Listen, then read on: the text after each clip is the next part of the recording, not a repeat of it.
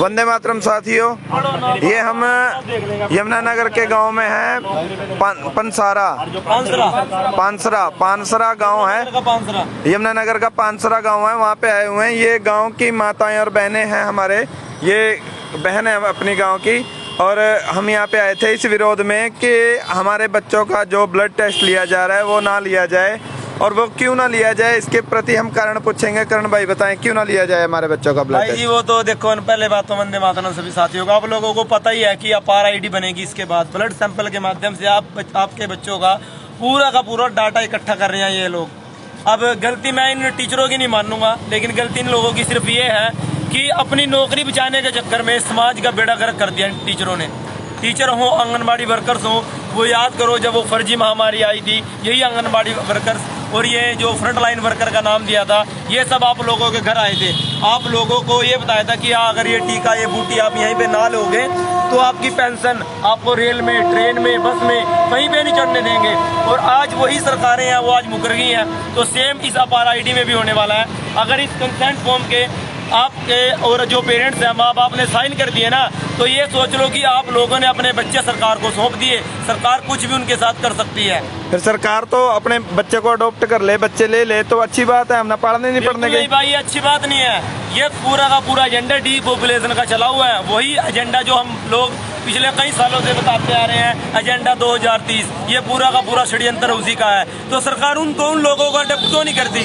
जो बड़े बड़े हॉस्पिटलों में, जो गरीब झुग्गिया झुपड़ियों में कैंसर से, टीबी से, बड़ी बड़ी बीमारियों से मर रहे हैं, उनको तो सरकार बचाती नहीं। लेकिन जो ये बच्चे हैं, अच्छे हैं, इनको सरकारों की पड़ी है बचाने की।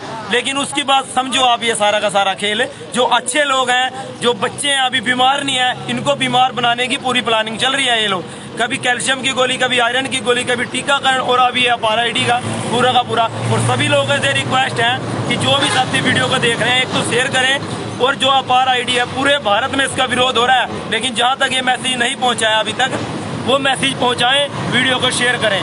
वीडियो बनाने का मकसद क्या है करण भाई? ये मकसद भाई मेरे यही है कि लोगों तक ज्यादा से ज्यादा मैसेज पहुंचे और लोग जागरूक हो और खड़े हो जाओ अपने बच्चों को बचाने के लिए। लेकिन ये सरकारें किसी को नहीं छोड़ेंगी। इसमें एक सरकार नहीं है, ये सभी की सभी सरकारें हैं। चाहे वो दिल्ली की सरकार हो, हरियाणा की हो, राजस्थान की हो, बीजेपी हो, कांग्रेस हो, A to Z सारी सरकारें, सारी की सारी आपके बच्चों का विनाश करेंगे आने वाले समय में। ये सब जागे हुए लोग आए हुए हैं जिनको मालूम है कि क्या षड्यंत्र क्या चल रहे हैं, उसके प्रति ये लोग आए हुए हैं यहाँ पर विरोध करने, और टीचर्स को मना करने के लिए आए हुए थे। टीचर्स ने फिर भी जबरदस्ती ब्लड सैंपल ले लिया है, और अब वो कह रहा है कि हम इसको डिलीट कर देंगे और इसका जो आगे है फॉर्म नहीं भेजेंगे। और ये चीजें आप क्या कहना चाहोगे बहन जी? ये जो ब्लड सैंपल लिए जा रहे हैं, ये लेने चाहिए या नहीं लेने चाहिए?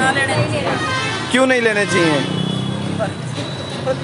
जो भी आप लोगों को पता है वो बता दीजिए। आपको तो मालूम है, आप कल बता रहे थे शायद कि अपार आईडी का कुछ ऐसा मामला। कोई अपार आईडी बनेगी जिसके आधार पे जो ब्लड टेस्ट किए जा रहे जी, तो हम ये चाह रहे जी हमारे बच्चों को कोई टेस्ट नहीं होना चाहिए स्कूलों में, ना कोई आयरन की दवाई देनी चाहिए जी।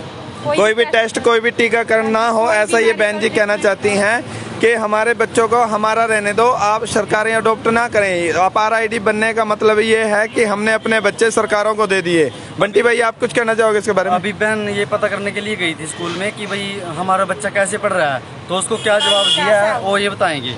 कहा मैंने पूछा, मैं अभी पढ़ाई में कैसा जी सर, कहा अपने तो पैदा करे, कहा यो भी ऐसे न ऐसे बने, कहा बाप कितनी तनख्वाह ले रहा है, मर्जी ठेकेदारों की गाड़ी लग रही जी वो तो फिर नु कह रहा है तो 14,000 जो रहने का कागज कहा, जैसे पढ़ रहा है बच्चा का तो कमजोर है तो फलाना।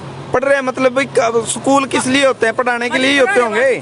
पढ़ाने तो मास्टरों ने यार, वो कह रहे हैं कि पढ़ता नहीं है बच्चा, वो शिकायत कर रहे हैं उल्टा। तो सानी स्कूल में पढ़े बच्चे जोन से कहा सारे बेकार बच्चे हैं, कहा तो सानी स्कूल में पढ़ता जोन से कहा। मतलब के स्वास्थ्य करने की ज्यादा चिंता है इनको, जो स्कूल ठीक करने हैं, जो शिक्षा ठीक करनी है वो बिल्कुल भी नहीं कर रहे। भाई इन लोगों का सिर्फ मकसद एक ही है कि किसी तरह हमारी नौकरी बच पाए। अभी जो बहन ने रिकॉर्डिंग की थी परसों, वो मास्टर ये बोल रहा है कि मेरी नौकरी चली जाएगी, खतरे में, रिकॉर्डिंग डिलीट कर दो।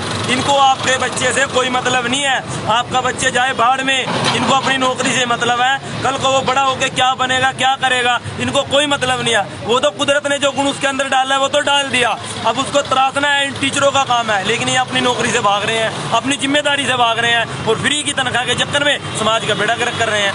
स्कूलों में ये हाल है कि उनको पढ़ाया तो जाता ही नहीं है, ना तो पढ़ाई के ऊपर बात होती है ना किसी और विषय पर, सिर्फ और सिर्फ ये बातें होती हैं कि बच्चों को जो बच्चे हैं उनका मतलब मिड डे मील का ख्याल रखा जाता है, उनके टीकाकरण का ख्याल रखा जाता है, उनकी गोली का ख्याल रखा जाता है, उनके हर चीज़ का ख्याल रखा जाता है, लेकिन पढ़ाई पर कोई फोकस नहीं होता। वो जब पीटीएम करते हैं बच्चों को ये बोलते हैं, शिकायत करते हैं माँ बाप से कि आपके बच्चा सही नहीं पढ़ता। वो सही करेगा कौन? ये स्कूल तो सही करने के लिए होंगे, बच्चों को पढ़ाने के लिए होंगे। बहन जी, आप क्या कहना चाहेंगे इसके बारे में?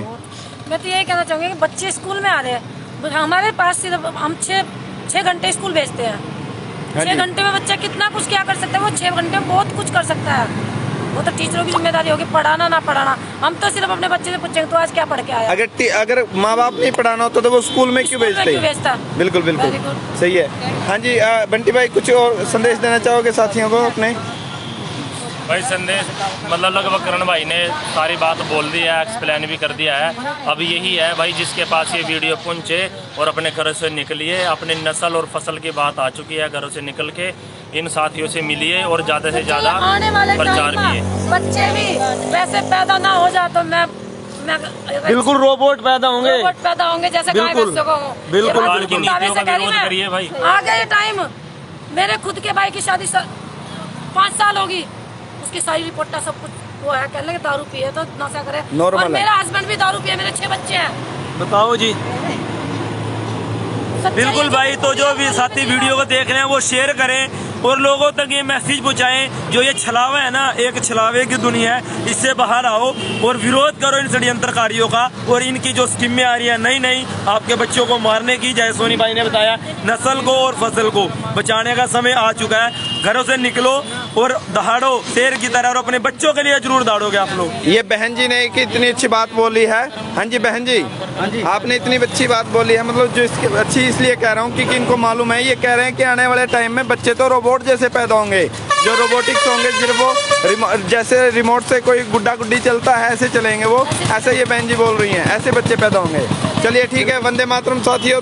और आप इस वीडियो को अधिक से अधिक शेयर करें और ये जानकारी अधिक से अधिक लोगों को पहुंचे, ताकि आपको पता चले कि षड्यंत्र कितना बड़ा है और आपको कितनी मेहनत करने की जरूरत है अपने बच्चों को बचाने के लिए। दसानी गांव का स्कूल है पीछे, वहाँ पे भी बोल गए हैं, कुछ बच्चे वहाँ पे भी पढ़ते हैं अपने गांव के दसानी के, और कुछ साथी बच्चे यहाँ पे भी आते हैं। तो जो साथी जिनके आसपास हो, जो ब्लड सैंपल मांग रहे हैं, जिन्होंने अभी तक नहीं दिए हैं, तो वो साथी एक बार स्कूल में जरूर जाएं और बोल के आएँ कि हमारी मर्जी के बिना हमारे बच्चों को एक गोली तक नहीं दी जाए, मिड डे मील भी हमारी मर्जी से दिया जाए। टीचर कह रहे हैं, जो जवाब बच्चा जवाब माँ बाप जवाब, टीचर ऐसा कह रहे हैं जिन भी स्कूलों में हम गए हैं कि जिस बच्चे के माँ बाप आएंगे हम उसका ब्लड टेस्ट नहीं करेंगे, आप RID नहीं बनाएंगे। तो आप अपने घर से निकलिए और एक बार बोल के आइए, तो आपके बच्चे के कोई भी टेस्ट नहीं होगा, ना दवाई दी जाएगी। आप खड़े तो होइए एक बार। ठीक है, वंदे मातरम साथियों, अब हम अलविदा लेते हैं, फिर कभी आएंगे ऐसे ही कोई मौका होगा जब जागरूकता का अभियान चल रहा है, जो जनता सरकार मोर्चा का, उस जागरूकता अभियान में हम जो जन जागरण करते घूम रहे हैं, और उसके विषय में कभी ऐसा अगर कोई घटना होगी किसी के साथ, किसी के बच्चों के साथ जुल्म होगा या ज़बरदस्ती होगी इसी प्रकार की, किसी प्रकार की भी हो, तो हम लाइव आएंगे। धन्यवाद।